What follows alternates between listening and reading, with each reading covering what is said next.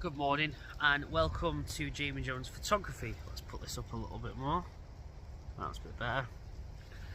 Now today I've once again picked the worst day to come out and do a photography tutorial.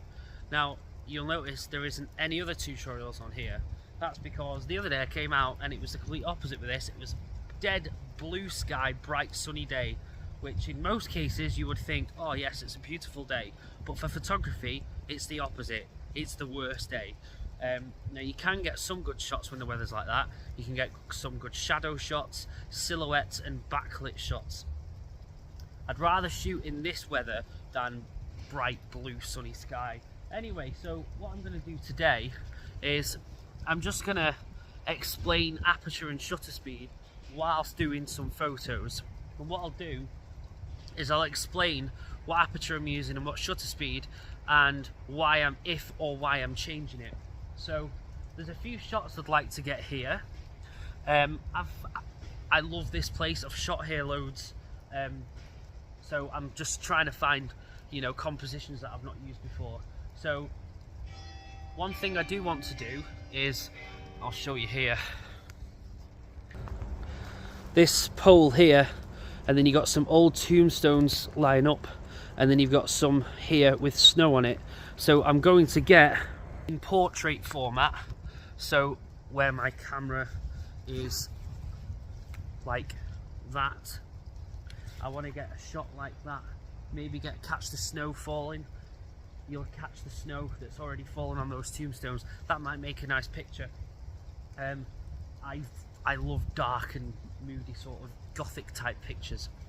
I don't just do that type of photography, I've got some great colourful landscape shots as well. So anyway, I'm going to get this image. Now for this particular image I want everything to be in focus. So if you want everything to be in focus, don't use an aperture anything less than f8. So f8 is pretty much the go-to aperture if you want everything to be in focus. Now the bigger your scene, the more higher f-stop number you'll need, or small aperture. That's where it gets a little bit confusing, because an aperture of f22 is really small and usually tends to really slow shutter speeds for it to work, and that's when you usually need a tripod. But for this, an aperture of f8, I should be fine.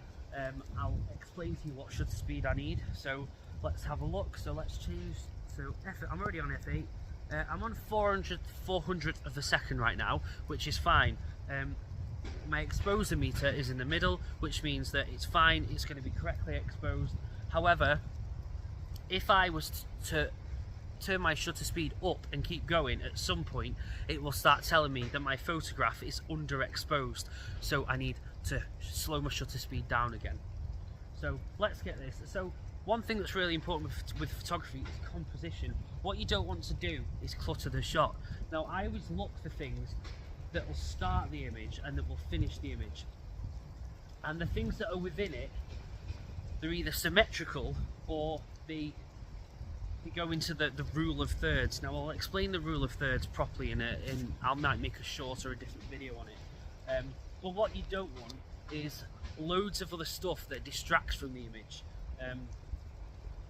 things that clutter your shot. So what I'm going to do now is I'm going to take the shot, and any pictures I take on this video I will of course reel across for you. They would have been through Lightroom. I would have touched them up. They'll probably look a bit, a little bit more finished. But let's take this shot. So we have aperture f8, so everything's in focus. 400th of a second shutter speed. Now I have auto ISO when I'm just out shooting general things, and it's giving me ISO of 600. So that's not too bad. So let's take the shot. I nearly fell over there. So focus. I always take more than one shot. Right, I think that's that for that lesson. So let's get another shot, but in the next shot I'm going to use a shallow depth of field, which I have put a short video, which is a bit of cheeky. It's from my Dinosaurs and Mysteries channel, and I've basically reused it, but I'll get a proper fresh shot. So what is a shallow depth of field? So basically when your lens is a wide aperture and you're focusing on something either in the distance or close to you, and whatever's in the foreground or background is blurry, and it gives a nice shallow depth of field shot. So what I'm going to do now is I'm going to... Ooh, I've just noticed a really cool tombstone.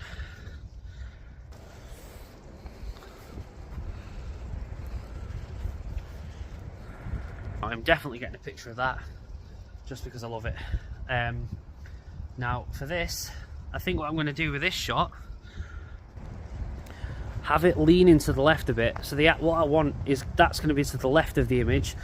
Maybe use a shallow depth of field so this lot is blurry, and then that's in focus. Sadly, my camera wouldn't start recording any longer than that. My battery was running low. So with that particular tombstone, by the way, when I take pictures of tombstones, I wouldn't take a picture of someone's tombstone, someone that died recently. Those tombstones are from the 17th, 18th century. They've fallen out the ground and they're now propped up against a wall. Simply before the old gothic-y looking effect. Anyway, I'll reel off all the images that I took on this shoot. There are some images that I took that I didn't walk you through, that I took before or after the video, and I'll reel them off for you now, and I'll include any camera settings that I use for each image, maybe on screen or even in the description. If you like this video or it helped, just give me a subscribe and a like. Like I said, my other channel, Dinosaurs and Mysteries, I've been doing for a while. I'm doing pretty well with that channel. This channel I started about a month ago, and I'm starting from scratch, so it's pretty tough. But I've been doing photography for quite a while, and I'm an amateur photographer, but I'm pretty good at it. And I've actually got some good news coming up too, but that's a separate video. So yeah, I hope you enjoyed this video, and stay safe and happy photography.